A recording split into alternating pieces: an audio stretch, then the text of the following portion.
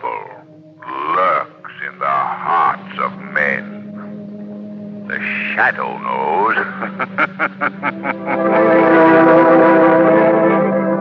Once again, your neighborhood blue coal dealer brings you the thrilling adventures of the shadow. The hard and relentless fight of one man against the forces of evil. These dramatizations are designed to demonstrate forcibly to old and young alike that crime does not pay. The mysterious character who aids the forces of law and order is in reality Lamont Cranston, wealthy young man about town. Several years ago in the Orient, Cranston learned a strange and mysterious secret. The secret of hypnotic power to cloud men's minds so that they cannot see him. Cranston's friend and companion, the lovely Margo Lane, is the only person who knows to whom the voice of the invisible shadow belongs. Today's drama, The Wailing Corpse.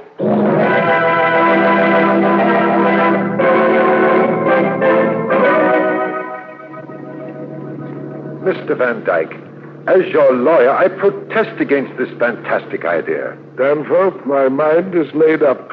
You have your orders? Very well. I'm sending Joan to my place in Carolina. She will hear nothing of this. I will not have my daughter touched with sorrow. She is very dear to me. You understand? Stop here, please. This is the establishment. Shall I wait? No, thank you.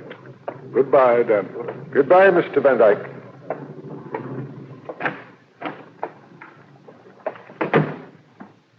Yes? There? Oh, didn't see you for a second. The light is dim. We do keep it rather subdued in here. I'm Ellsworth Van Dyke. I phoned you. Yes, sir. Please sit down and we'll discuss the type of funeral you want. Casket? That's it. Is it possible to have a special casket made? Yes, but of course you realize that the price... Money is no object. Oh, I see. Well, now, what would you like? The casket must be made of some material that will withstand decay. I prefer glass. Glass? Yes, I must have it. Now, how wide is the average coffin? Approximately 3 feet. I want this one 5 feet wide. 5 feet wide. But it will take time to have it made, Mr. Van Dyke. It must be ready within 2 weeks. At that time, you can have the body changed to the special casket. But naturally, you proceed with the funeral immediately. There's not going to be any funeral. Yet. No funeral? But surely you can't wait. I can wait, Mr. Griswold. Eh? Yes. You see, I am to be the occupant of that coffin.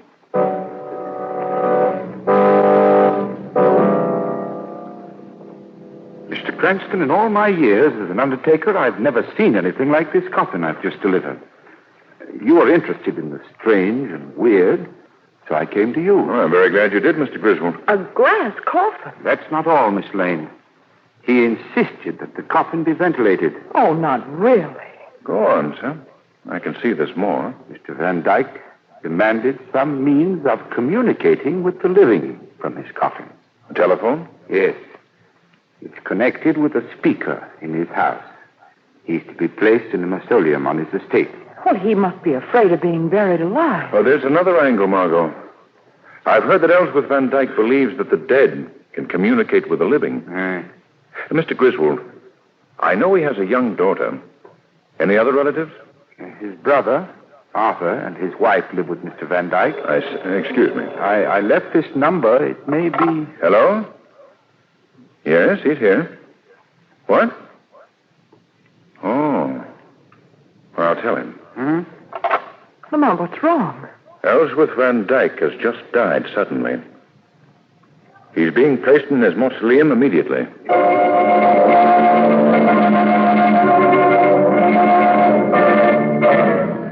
Confound these newspapers, making a sensation of Ellsworth's funeral. It was that fool coffin of his, Clara. Now everybody will be watching us, prying into things. There's no need to break down, Arthur, and act like a nervous idiot. Yes, you can talk. Thank heaven Joan isn't here to ask questions. What sort of questions, Uncle Arthur? Joan, darling. How did you get here? By train, Aunt Clara. I came as soon as I heard that Father was dead. But who told you? You weren't to hear. Oh, it wasn't your fault, I heard. Someone phoned me about Father. Who did that? I don't know. They said it was a friend. Oh, Joan, you poor darling. Don't touch me, Aunt Clara. You think I can't see through you. You hated my father. Both you and Uncle Arthur. Joan, how can you say that? How? Because I know. You hovered over him like two vultures, waiting for him to die, waiting for his money. Joan, I realize you're not yourself. My father wouldn't believe what I told him about you and Aunt Clara. And now he's dead. Father's dead. What are we going to do about her? She's our responsibility now. If she goes on like this, she'll cause a scandal. We've got to do something. Yes, people will talk. Quiet, Arthur. Is that you, Sarah? Yes, Mrs. Van Dyke. Did you ring for me? It must have been Miss Joan, Sarah. Miss Joan? Is she here? She just came home. Oh, poor child. Sarah, you must help us. What do you mean, sir? Joan has her mind filled with all sorts of strange ideas. Yes, I know. You realize that they are ridiculous, don't you? That she's suffering from hallucinations. Well, why don't you answer? I'd better go to her, sir. She needs me.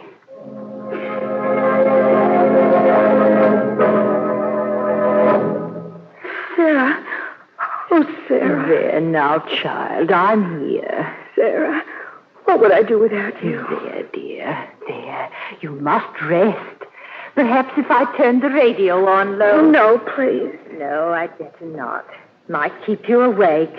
It's late and you must sleep now. Sarah, Father thought the dead could send messages to those they loved. Could it be? You mustn't think, Joan. Just rest. Rest. There, dear. There.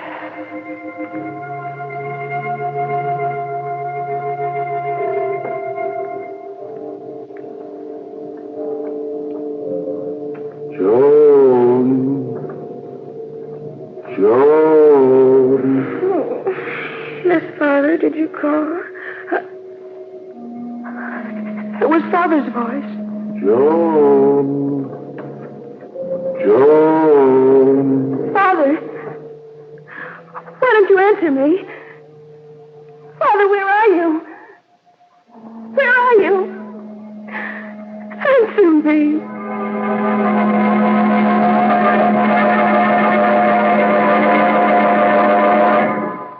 And so I came to you, Commissioner Weston, to tell you what had happened. Miss Van Dyke, you're sure you heard your father's voice? Positive. Lamont, suppose I take Miss Van Dyke into the other room for a minute. Good idea, Miss Lane. Good idea. Come on, Miss Van Dyke. Come with me. Well, what do you think, Cranston? Sounds like a very strange business, Commissioner. If it's true, You think that the girl is unbalanced? perhaps. I've got a hunch, Commissioner, that she did hear something. Oh, now, Cranston. Not the voice of her dead father. Commissioner, he was afraid of being buried alive. So he arranged to communicate with the people above and be rescued if he were. You think it's possible he actually was? Good heavens, what a terrible idea. Yes. Well, what are we waiting for? Let's go to the Van Dyke estate and find out. Come on.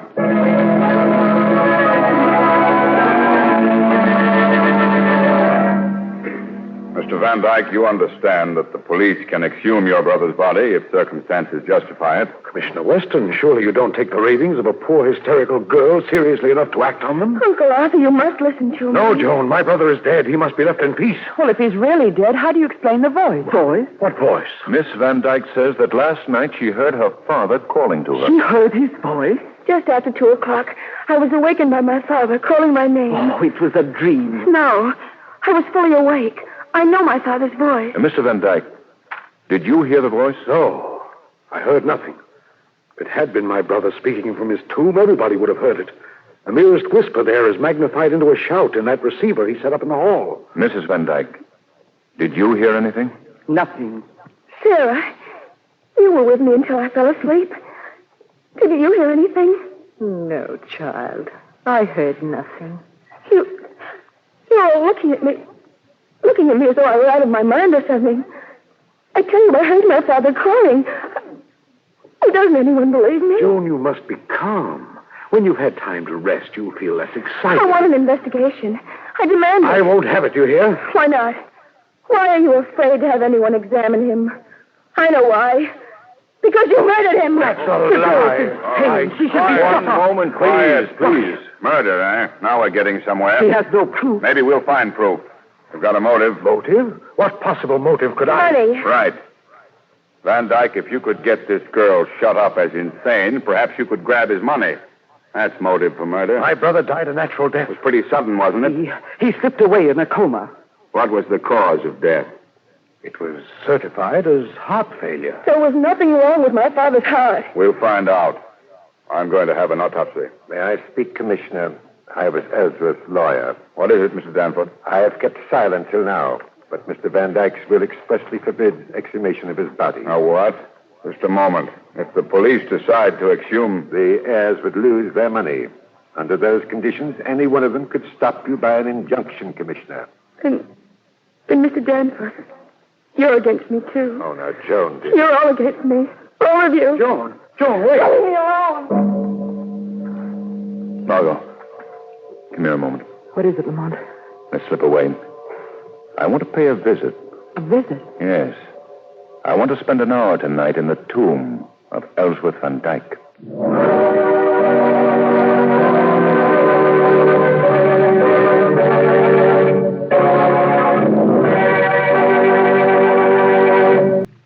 Lamont, this is spooky. I wish we'd brought Commissioner Weston. Poor Weston. He's trying to find his way out of legal red tape. But we can't wait. No. Something dreadful is going to happen here. Come on. I want to see inside the tomb. It's a beautiful mausoleum, Margo. Yes, if only we didn't have to go inside. Shall I turn on my flashlight? No. Someone in the house might see it. Here we are. Well, it's unlocked. Ooh, what a noise. Step inside. You go first. All right. Yeah, shut the door. All right. Now the flashlight. Why, it's just an empty room. Listen to the echo. Speak low. Where do they keep the bodies? In the crypt below, I suppose. That big metal cover slides back. Must be a lever here somewhere. Oh. Look down into the crypt. Oh, Lamont. Turn the light that way. There it is. Ellsworth and Dyke's coffin. Why, it's huge. But there aren't any stairs going down. So it seems. Well, no one could get down there without help. Don't stumble, Margo. Hush. 2 o'clock. Joan. That's it, Lamont. That's the voice she heard. Joan.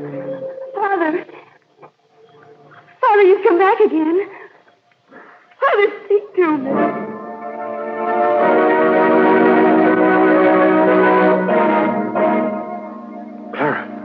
Clara, you awake? Yes, Arthur. Did you hear it? That voice. Voice? I didn't hear anything. It was Ellsworth's voice calling. Joan was right. Oh, no. I heard it. Then you're insane, too. I've got to investigate. I've got to find out. Where did that voice come from? Oh, there's a light in that room. Who left the light on? Is anyone here? No one. Somebody left that phonograph turned on. This time of night? What? It's Ellsworth's voice. It's on that record. So that's what Joan heard, a record. Someone is using it to fool her. Poor child. But who? Who would do that? Who is it? It's you. You! To think how I've trusted you. And all the time you've been using this record to torture that poor child. Wait! Put down that gun! Put it down, I say!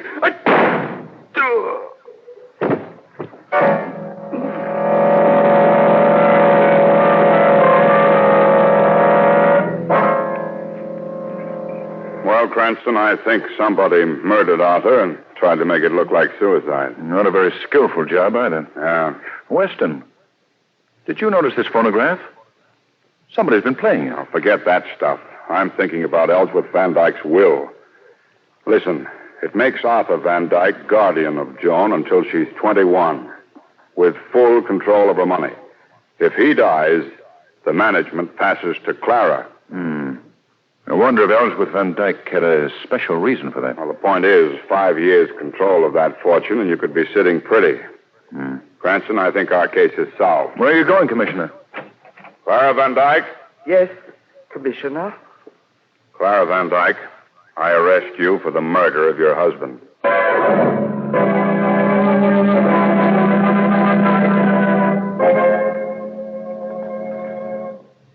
But Lamont, why come here to the Van Dykes in the middle of the night? Arthur's dead and Mrs. Van Dyke is in jail. Yes. So the person behind this thinks that the coast is clear. Margo. What? There's a light in the tomb. Come on, quick.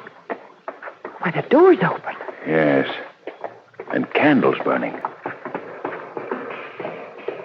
Look, Lamont. You were right. There is a staircase going to the crypt. That wall is a sliding panel.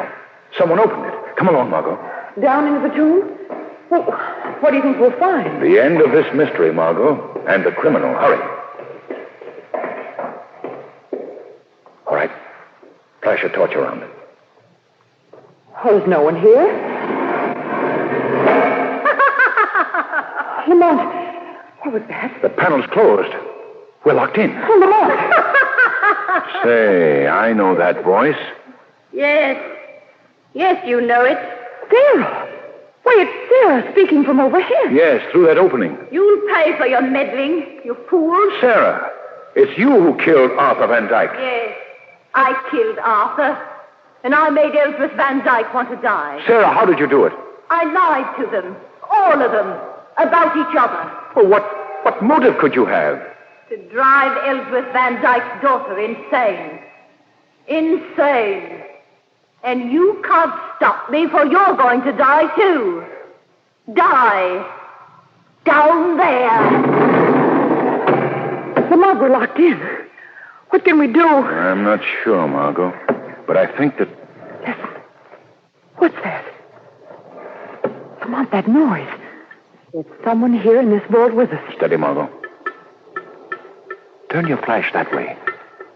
Lamont. Lamont. In the coffin. The body's moving. He's tapping on the glass. The coffin. It's opening. He's sitting up. Margo, stop. It's all right. He's alive. It's Ellsworth Van Dyke. Come here. It was Sarah. Mr. Van Dyke. It was Sarah all the time. Here, help me hold him up, Margo. He's very weak. Yes, Lamont. You've been drugged, haven't you, Mr. Van Dyke? Well, how? No, I did it myself. Had to. To find out who in your house was plotting? Yes. I nearly went crazy, wondering. If you feigned death, you thought matters would come to a head. Yes. Sent Joan away. But Joan's here and in danger. Joan's here? Yes. Look, Ellsworth, I must escape from here. How do I release the panel? The carved wreath up there. Yes? Pull down. Pull down. It opens the panel. Margo, he's fainted. You stay with him. The shadow has work to do.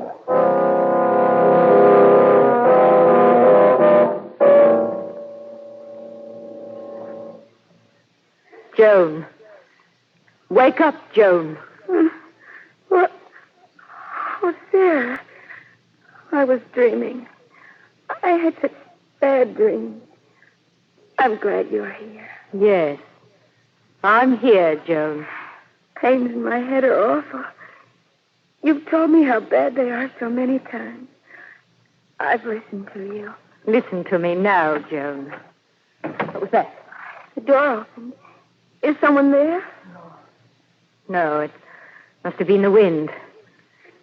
No, Joan. Tell me that I'll get well, Sarah. No.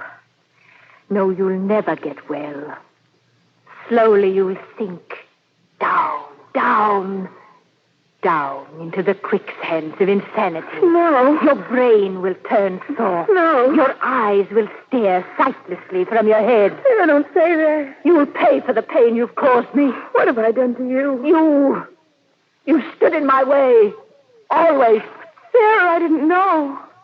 No, Joan, my darling, you didn't. But you'll pay just the same. I swore I'd avenge myself on you all. And I have. Your father is dead. His death hastened by the worry I planted in his mind. And you, my dear, are going insane. No, Sarah. No. I murdered your Uncle Arthur, and your Aunt Clara will pay for it with her life. Now, there's only you. I'll go to the police. I'll tell them. No, you won't, Joan, my dear. I will. You'll do as I say, Joan. Sarah. Here, sit down. Sit down, I say, at your desk. Now write this. I can't live without you. Father. Father. I am following you. I'm following you. Sign your name. Sign your name. All right. Everything's ready. Now, there's no reason for you to live, is there? No reason. Open the drawer of your desk. A gun. Yes. A gun. Place it against your heart. Now I can go to my father. Pull the trigger, Joan. It'll be very easy. Pull the trigger. Why did you throw the gun to the floor? She didn't. The shadow did. Shadow? Where are you? Where did you come from? I can't see you. The shadow cannot be seen by mortal eyes. I've come to right a wrong, to save this girl from your evil plans, and to make you pay for your crimes. You can't save her. It isn't safe to defy the shadow. Tell the truth. Why did you commit these crimes? You said Joan stood in your way. How? Tell me. Her father loved me. Go on. And he would have married me if his brother and that wife of his hadn't told him it was unfair to Joan. So you plotted against his family? I hated them. Ellsworth went away without a word to me. Then I hated him, too. That didn't give you the right to commit crime. You must pay. I'll never be brought to justice. Never. Drop that gun. Oh, how terrible. Death is not as terrible as a crime like hers. Corroding hate drove her to it. And then to death.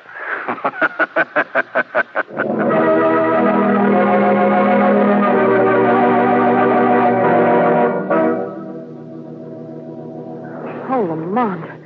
What a nightmare. But you say Joan's all right. She's taking care of her father. And that'll help her to forget the horror she's been through. The doctor says he'll recover. Why, Lamont, he must have been mad to do such a thing. Well, half mad for the moment. But did Joan really hear him calling from the tomb? No, Margo. He was in a stupor for 60 hours from the drug he took. As for the voice, years ago, Ellsworth made a phonograph record of his own voice calling Joan. Sarah played it. But, Lamont, how could Joan hear the record? Well, the phonograph was connected to Joan's radio with a wireless pickup from the other room. Every night as she left Joan, Sarah would fiddle with the radio, pretending to turn it off, but really setting it for the phonograph. Yes, well? Well, then she went to the other room and played the record. Joan heard it from the speaker of her radio. When Sarah lifted the needle, the sound stopped. Sarah was mad, but clever. Oh, Lamont, if it hadn't been for you, why, Joan would be dead. And perhaps Van Dyke, too. Yes. And if it hadn't been for Van Dyke's coming to life, where would we be now? Where would we? Oh, Lamont, don't talk about it.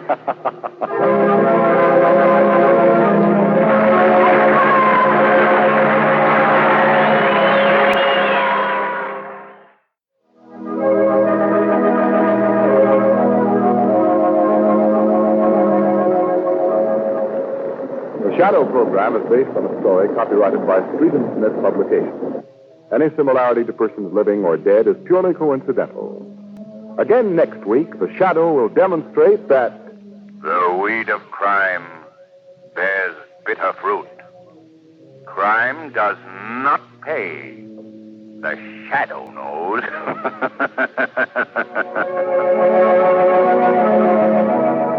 Next week, same time, same station, your friendly Blue Coal dealer brings you another strange and thrilling adventure in the Shadow's daring battle against the forces of evil. Be sure to listen. This story produced by the DL&W Coal Company, distributors of Blue Coal. This is Mutual.